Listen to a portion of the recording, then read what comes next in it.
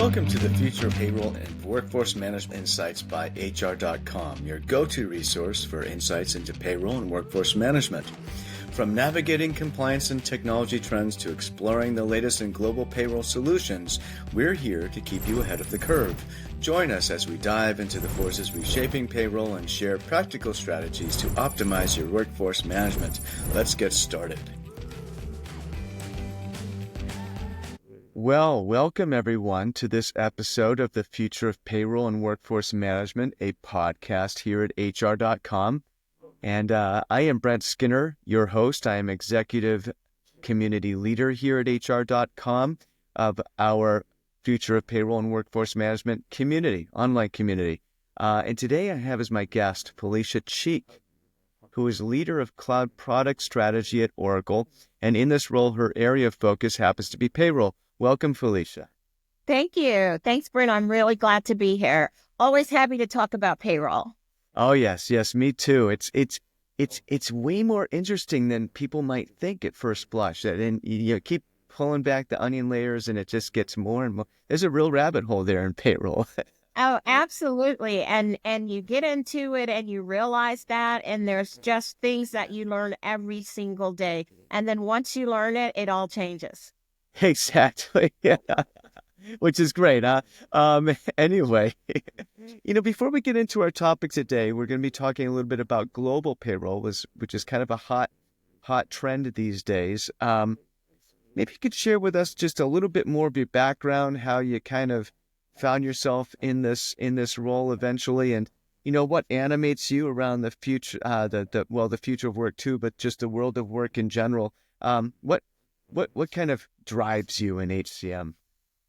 Well, I actually, I'm just very, very passionate about payroll. I love it because it's one of those things that that touches every single employee in the organization. And if you do it really, really well, you never hear about it.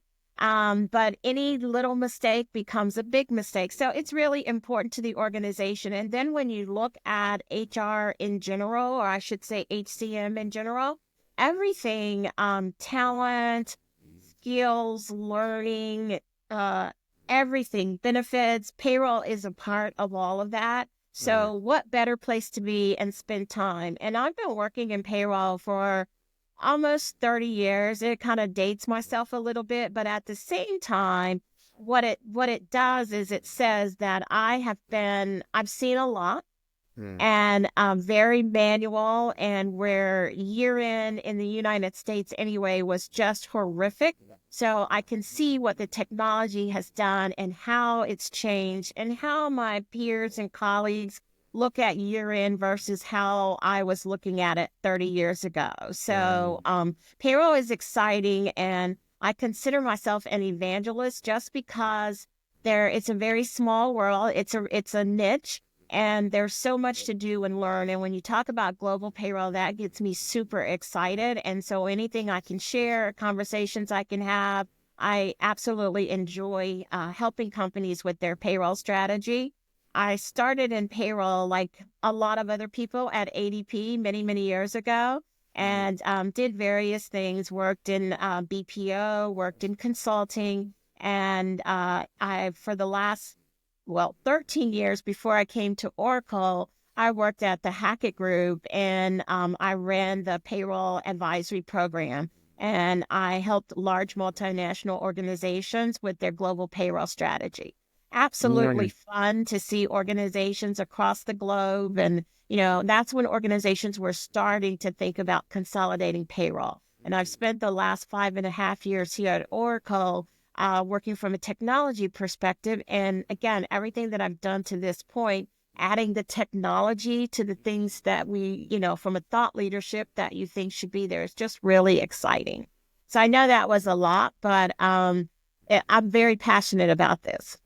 Oh, that is fine. The more, the better. I mean, you are truly qualified to talk about payroll. That really strikes me first off. And, you say 30 years. I mean, that's a millennium in payroll time. And we're talking about the Paleolithic era to today. It looks nothing like it was back then. We have folks who were manually processing payroll back in I guess the mid '90s. It's scary to Right. think the mid '90s were 30 years ago. That's really scary. Let's stop talking about that. But in any event, um, there are Absolutely. folks who were processing payroll back in the mid '90s, and there are folks today who have no reference point for what that even was like. And that's sort of a a tangent that I think is interesting too. You mentioned something around, you said, nobody kind of, calls to thank you when payroll is done right. Mhm. It's just this perfunctory thing. It's an expectation, as it should be. But the minute it goes wrong, there's a huge existential, urgent, pressing, clear and present danger to the employer culture. Mhm. And it's I liken it to the power company, right? You don't wake up in the morning, go into what room you go to first and turn on the light, and it turns on, and you call your power company and say, "Hey, thanks for sending me the electricity this morning. That's great. Good job," right? But if the electricity is out, um, you're on the phone right away, as you should, because everything depends on electricity, just like everything related to your work depends on your pay. That is Exactly. the most fundamental piece of it. And we could go off into all sorts of different directions today, but just to keep it focused, because we're kind of centering on global payroll today. I have a question for you, Felicia, kind of launch into this. There's a lot of claims out there being made around global payroll. And you and I were discussing some of these. What's one of the biggest claims that might not quite be true? Yeah, there are lots of claims, but I would say the one thing that I like to say, welcome to the world of global payroll. The one thing that you need to know is there is not one global payroll system. Right. And I think once you start to realize that, then a company starts to be creative in their strategy, and they start to look at things a little bit different in global payroll. So that's the main thing. Even if you have one company, which lots of organizations have one company that provides all of their global payroll needs, um, and that's the name of the company, but there's no system, and that's what's really Right. important. And quite frankly, that's where our opportunity lies. There is not one system, but just think about it. Payroll is global in a sense, but it's also localization really matters. So those little and they're not little. The little local differences are really important, and that's what really makes up global payroll. You know, So, it's sorry to interrupt, but mhm, you got me really thinking about something sort of philosophically here. You're right. There is such thing as global payroll in a sense, mhm, but really the payroll happens wherever the employees are. So there's not so it ultimately it is all local, right? There's this mhm, overarching sort of you are an organization that has a global footprint, and so I right. guess you have a payroll that that encompasses that global footprint. You have Mhm. payroll processes, plural, right? Um, that's super interesting. Um, uh, can we just diverge just a little bit here? As we have a couple other questions here, but just very quickly, what would be some of the reasons? Because there are a lot of claims that there is sort of a one global payroll engine or whatnot. Why why would there be a sort of an inclination to make that kind of a claim? Well, it's what do I say? It's wording and marketing Okay. because, like I said, a lot of times you can have what we traditionally have had is multiple solutions, one for each country. And so multiple SLAs, multiple systems, so on and so on. And so what you're starting to hear is, we are company ABC and we can do payroll for you everywhere you are. Well, realistically, when you start to look at most multinational organizations, there are in lots and lots of countries, depending on the industry, the type of business, but they're not in every single country. So from a system perspective, it becomes, what are those main countries where, and I shouldn't say main country because every country is important, but where we have mass and where we have Yeah. volume, which is a whole nother thing. When you start talking about a global payroll system, the traditional multinational footprint is, lots of employees in 80% of, well, 20% of their countries. They have, 80% of their employees. And Right. then they have this long tail where there's, 80% of the countries, but 20% of the employees. And that's really what you're solving for. And it's like if you build a global system, to have expertise in each one of those countries is quite challenging. And to build a system for each one of those countries is quite challenging. So that's where you start to see things like the aggregator approach and, some other, or let's just say some of the vendors Mhm. have one solution for 1,000 employees or more and another solution for less than 1,000 employees. And that's Mhm. generally the number that we use to look at global payroll. So Interesting. it's very rare that you're processing every single thing on one payroll. Yeah, yeah, yeah. So I think you're starting to get to, that the fact there isn't a single global payroll system, no matter what you hear. I Right. think you're starting to get to, what we have today that comes close or might achieve something close to the same objective. Do you want to elaborate a little bit more there? Yeah. And so at Oracle, the way that we have looked at payroll is, from a global first approach. And what do we mean by a global first approach? What we mean is when you look at payroll in any country, there are certain things that occur regardless of the country. And those are things like retro pay. You're always going to have retro payments. Things like your earnings, sometimes you'll have multiple assignments in multiple countries. So what we've done is looked at functionality from that perspective.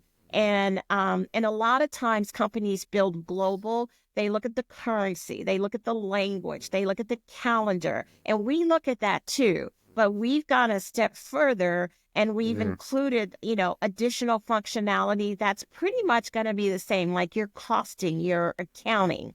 And that's what is in our engine. That's how we build it. And what this does is it makes our payroll flexible. Mhm. It's easily extensible because with that, and that represents like 80% of the payroll process, right?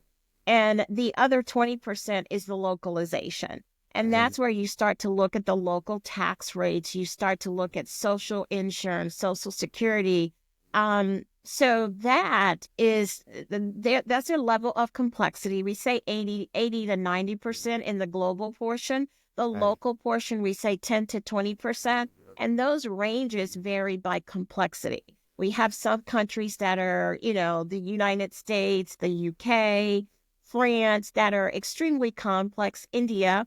Mhm. And then we have some countries like UAE, Saudi Arabia that are not as complex. Right. And that's where that 10 to the 80% and the 20% starts to matter. So we deliver using two approaches. Our global first approach allows us to we can configure payroll from, the global and the local for those more complex countries. But for those countries that are not as complex, we configure the global and we're always responsible for the global. But the local, we work with certified in-country experts. So those are Mhm. our partners that maintain Egypt functionality, Singapore. They know the law there and they just update it for the customers. And it's really an update of the local legislation. The one thing I want to say really quick, I know I'm being wordy here, is that there have been lots and lots of changes in, legislation across the globe. But you see it in a lot of countries, but a lot of countries really only have, for the most part, tax rate updates every year. They don't have a lot of changes. So that's what we look at as well. And that's Mm. why our partners can maintain that local, the local legislation, the local part of the payroll with little to minimal effort. That's really interesting. I mean, that's pretty comprehensive. That is a real solid approach to global payroll, given the facts on the ground. Um, we've had some green room time before this actual Mhm. recording today, and we've talked about this. And there's an idea that came up. You know, I like that idea. Oracle has that payroll functionality that's native, and then working with SIs in complex regions, right?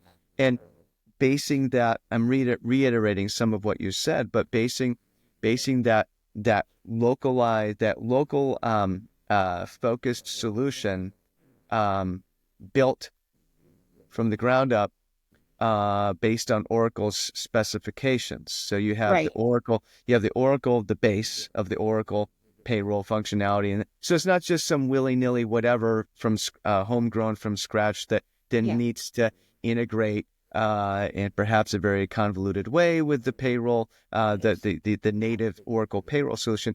It's almost like it's extra native. You hear whereas like Yeah, I extradite love and that word. extraordinary, something that's like extra ordinary. Right. This is extra native. I love it. And that to me, um, uh, that to me is, I mean, that's a viable long-term solution, honestly, to the global Yeah. payroll conundrum. Right, absolutely. And what it does for us is it allows our development experts, our product management experts to focus on the more complex payrolls. At the same time, our SIs can focus on those payrolls that are not as complex. Right. And, we have 14 payrolls that we build from end to end. And then we have right now, and this number will continue to change, we have 46 payrolls that are, that we have our system implementers that are maintaining the legislation. And so, Right. what it does for the customer is they can extend their global footprint with Oracle using one payroll system. It's all integrated, so their processes are the same across different countries. And we're talking about a lot of times, I just came from Aruba. Yeah. So, a lot of times we look Jealous. at, yeah, I'd love to be back there. But a lot of times we look at, vacation spots and things like that, and they actually have to pay these employees. And there are businesses there. And so when we have customers that are doing businesses in these places, this allows them to pay employees with their Oracle system without having to use, a local solution, losing visibility, losing, integration capabilities. So it really allows the payroll system to grow with the customers. And that's what we're Right. looking for when we talk about extensibility and flexibility. Oh, it makes a lot of sense because growth is what global payroll is all about. You don't need global payroll until you suddenly do because you're growing globally. You didn't realize well, maybe you had an inkling you would, but you didn't know where it would be necessarily until you knew. Right. It's this sort of there's an immediacy to it. Um, Want to be able to get to a couple additional questions we have here before our time is up. But you talked about the aggregate. Well, first of all, I want to just clarify. Thanks for clarifying for me. I was saying it the other way around. You use the SIs for the less complex payrolls, and you have Yes. the native ones at Oracle are for the most complex ones. That actually makes more sense. Yep. Um, you talk about aggregators and their middleware, etc. Would you please Mhm. dive into that a little bit?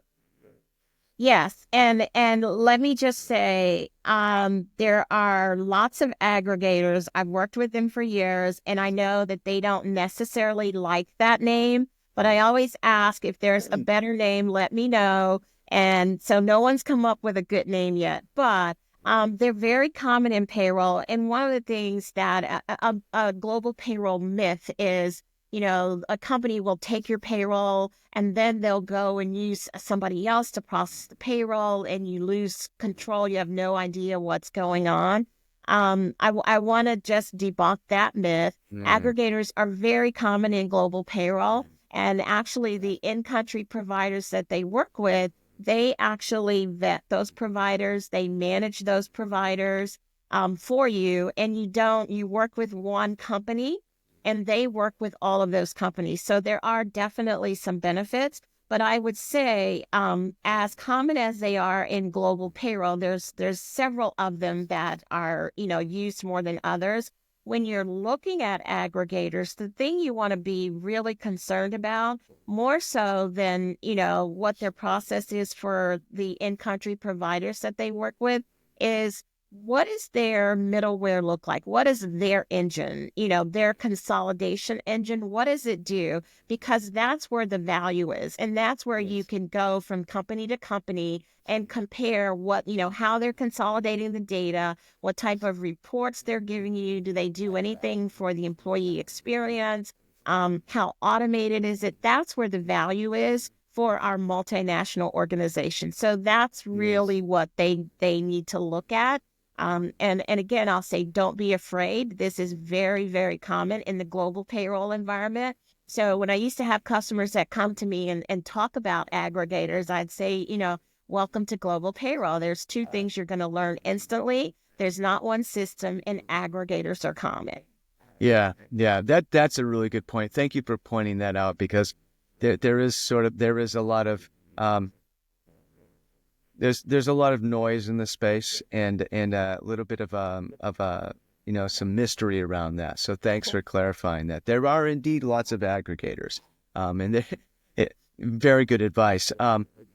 If this is the state of global payroll, what should global payroll leaders in their organizations, plus their C-suites, what should they expect when it comes to global payroll? What does it mean to have a global payroll strategy?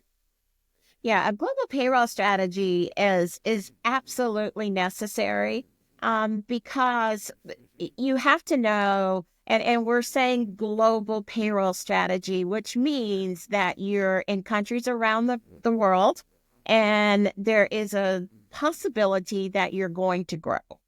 Sure. So, most organizations are going to grow by, acquisition, or they're going to grow organically. But as you move into different countries, you want to know what you're going to do, what type of systems you're going to use, what kind of people, what kind of technology, and technology, not just the payroll processing, but how do you get the payroll information to your other systems, to your HR system, to your financial system. Right. So that's why you want to have a global payroll strategy. I mentioned before the number is usually 1,000 employees. And, so one of the things that companies will do is, if I have 1,000 employees, I'm going to use this system. That's where Mm. I generally have scale. If I have less than 1,000 employees, we're going to use an accounting firm. We're going to use a local solution. We're going to use an aggregator. But you want to have a governance around that, because a lot of times each country does, whatever they want to do. And so when I was working on global payroll strategy, the first thing you'll see that as you get out of, the home country is that, or the headquarters, is that when you go from country to country, payroll may be owned by HR or it may be Right. owned by finance. And the goals and objectives are different. And, so the system is one challenge, but also the ownership of the process and the way the process is looked at. So you want to have some type of global standards for your processes. The other thing is reporting. So if I'm a C-level, an HR, in the HR organization, a CFO, I want my reports to be in a language and a currency that I understand. Mm. So to be able to define all of those things, and I want to also know that when I'm looking at absences, for example, I have the same description of absences across the organization. Right. And so that means there's different components, but you've got some major categories. that you can use from a leadership level to be able to, have global visibility and understanding of your organization. So I could go on and on and on about all the things that you need to consider in your global payroll strategy. But the thing that I will end with, a lot of organizations don't look at payroll and strategy as going together because generally they think about payroll until there's a problem as processing, just Yeah. getting employees paid. But a global payroll strategy is very, very important, and you should expect to have increased global visibility and a more efficient and effective process in all of your countries across the globe. It's never too early to be thinking about a global payroll strategy if you're in an organization that has any possibility whatsoever, even remotely in the future, of possibly growing Yes. globally, right? There's Hmm. obviously there's some businesses like a restaurant, a one restaurant, you don't need a global payroll strategy, but we're talking about a lot of different kinds of businesses. Um, I think we've been remiss just to mention that, a lot of this philosophy and this thought process that we've talked about today falls under the category of Oracle International Payroll Global First Delivery Approach. I just wanted to make sure we mention that because that's something that people can learn about more if they want. Go to the Oracle website or whatever. Right. And yeah, Absolutely. yeah. So, Felicia, this has just been absolutely phenomenal. Thank you for dropping all the knowledge today. This has been fantastic. Um, Thank you very much for being a guest on the podcast. Well, great. Thank you for inviting me. And, I'm always happy to talk about global payroll. Thanks for tuning in to the Future of Workforce Management and Payroll Insights by HR.com. We hope today's episode brought you valuable insights and fresh perspectives on the future of payroll and workforce management. Be sure to check out more episodes and explore resources at HR.com/podcast or wherever you listen to podcasts. Until next time, keep innovating and making a difference in the world of payroll and workforce management.